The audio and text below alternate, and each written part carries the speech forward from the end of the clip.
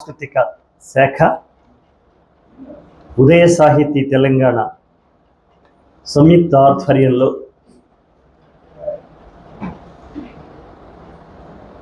ప్రముఖ కవి ప్రసిద్ధ సినీ గేయ రచయిత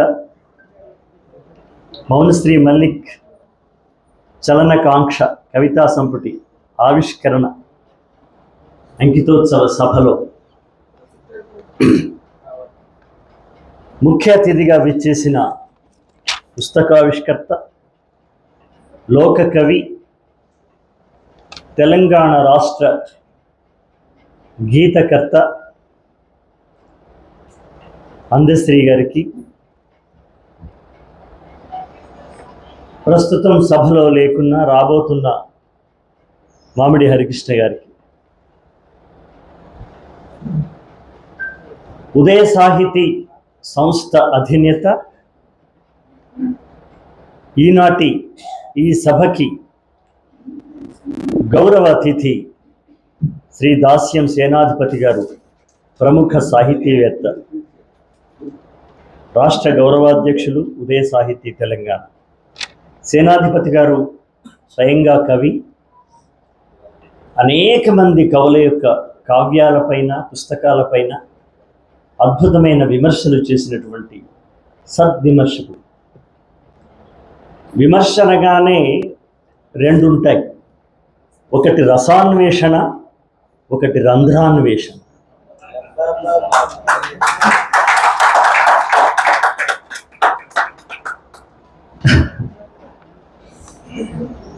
చిన్న చిన్న విషయాలు కొంచెం అటు ఇటు అనేది సకల కళావల్లభులకైనా వారి వారి కావ్యాల్లో ఉండొచ్చు.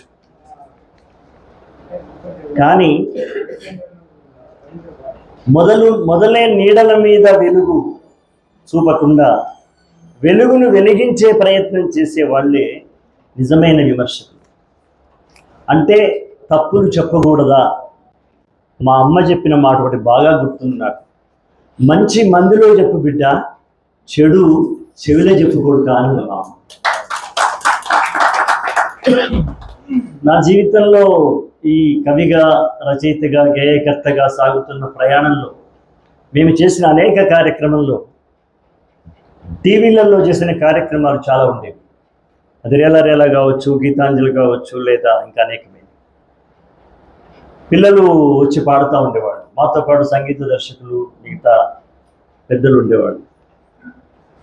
నేనైతే ముందుగా వాళ్ళు పాడిన పాటలో ఉన్నటువంటి గొప్పతనాన్ని, వాళ్ళ యొక్క ధైర్యాన్ని, వాళ్ళ స్థైర్యాన్ని, వాళ్ళు నేర్చుకున్న సంవిధానాన్ని, వాటిని మాత్రమే బాగా ఎలివేట్ చేసేవాళ్ళు. ఇవాళ పాటకి 50,000 రూపాయలు తీసుకోగలిగేటువంటి ఆర్టిస్టులందరూ మా దగ్గరకు వచ్చినటువంటి చిన్న చిన్న బిడ్డలు, తమ్ముళ్ళు మాత్రమే. ఏం పాడుతున్నావు నువ్వు అది అని ఒక్క మాట నాలాంటి వాడు కఠినంగా అంటే, ఇవాళ అక్కడ వేవేల వెలుగుల వేదికల మీద ఆ పిల్లలు ఇవాళ తమ యొక్క విన్యాసాలు చేసేవాళ్ళు కాదు. టీచర్గా పనిచేసిన వాడిని కాబట్టి మా ట్రైనింగ్లో కూడా ఏం చెప్తారంటే, విద్యార్థుల యొక్క వికారాలని, వాళ్లకు తెలియని విషయాల్ని, లేదైనా తప్పుల్ని అవి మీరు ఎలివేట్ చేయొద్దు, ముందు వాడిని శభాష్ అనేదానికి వెతుక్కోవాలి.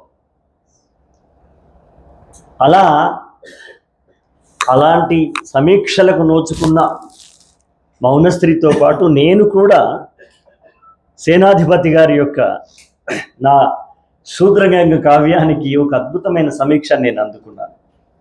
ఆ అందుకోవడంలో ఇంకొక కావ్యం రాయాలనిపిస్తుంది. ఇప్పుడు గంగను భూమి మీద తీసుకొచ్చిన భగీరథుడు అని అనగానే అమ్మాయి పేరు పద్మకళ అనగానే గంగను కిందికి తీసుకొచ్చిన వాడు భగీరథుడు, అలాంటి భగీరథుడు అర్ధస్త్రీ అంటే నాకు జ్ఞాపకం వచ్చింది.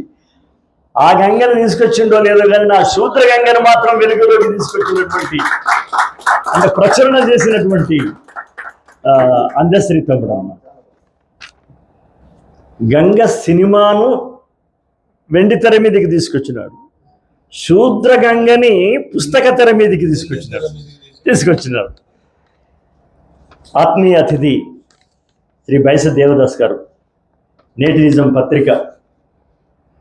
అది నేటి నిజం రాజకీయ పరంగా ఎంత చెప్పిందో ఏమో కానీ కవులలో ఉన్నటువంటి కవిత్వంలో ఉన్న నిజాన్ని మాత్రం చాలా అద్భుతంగా చెబుతున్నటువంటి పత్రిక.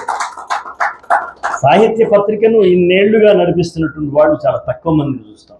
అలాంటిది బైస దేవదాస్, మా నారాయణ రెడ్డి గారే మెచ్చుకున్న దేవదాస్ ఆ విషయంలో. వారు ఇక్కడ వచ్చారు. వాళ్ళు ప్రత్యేక అతిథి రఘు, రఘు, ప్రముఖ విమర్శకుడు, అసిస్టెంట్ ప్రొఫెసర్ ఉస్మానియా విశ్వవిద్యాలయం. తమ్ముడు రఘు కూడా చాలా గొప్ప సహృదయమైనటువంటి విమర్శకుడు. తాను కవిత్వం కూడా రాస్తాడు. కానీ అటు అధ్యాపనము, ఇటు విశ్లేషణము, విమర్శనము, వీటి మధ్యలో తను ప్రయాణిస్తున్నాడు. మౌనశ్రీ మల్లిక్ అనగానే అడిగితే రానని అనేవాళ్ళు ఎవరు రాను అని అనరు కదా. హైదరాబాదులో నేను చూసిన 30 సంవత్సరాల్లో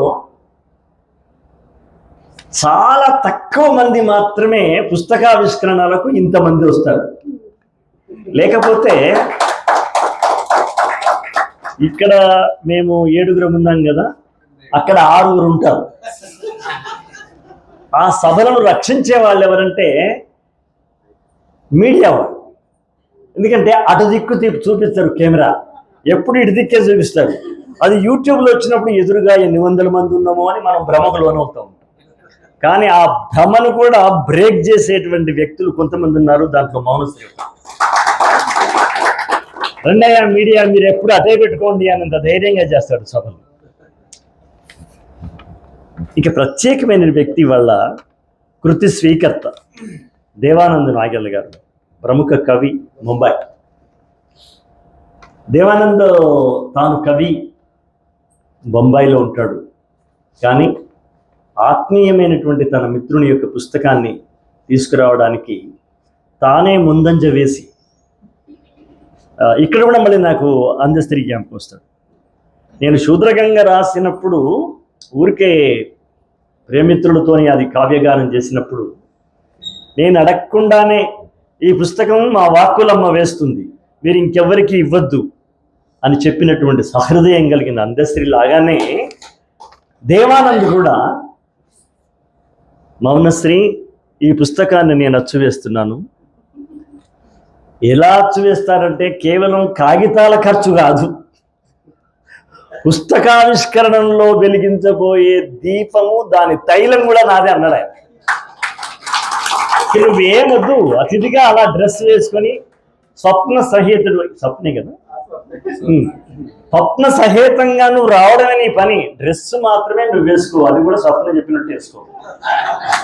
అమ్మా మీ ఆయన మంచి డ్రెస్ వేసుకొస్తాడని నేను మామూలు డ్రెస్ వేసుకొని వచ్చి అన్నట్టుగా నాగెల్లి దేవానంద గొప్ప సహృదయం అయ్యామిది, చాలా గొప్ప సహృదయం. ఒక 25 ఏళ్ళు 30 ఏళ్ళు వెనక్కి వెళ్తే పుస్తకం రాయడం అనేది ఒక పెద్ద యజ్ఞం లాంటిది కదా. దాన్ని అచ్చు వేయించుకోవడానికి మేము ఎన్ని బాధలు పడేవాళ్ళం. అసలు డబ్బులు మీకు తెలియదు ఏముంది మిత్రమా, డబ్బులు ఉండేవి కావు. 2,000 3,000కు మాత్రమే. దానికి చందాలు పెట్టుకుని నానా రకాల ఇబ్బందులు పడి అవన్నీ ఒక్క దగ్గర వేసి, మళ్ళీ ఇంట్లో పరిస్థితి ఎలా ఉండేదంటే, అవును ఇవాళ మా మిత్రుడు వస్తున్నాడు అంటే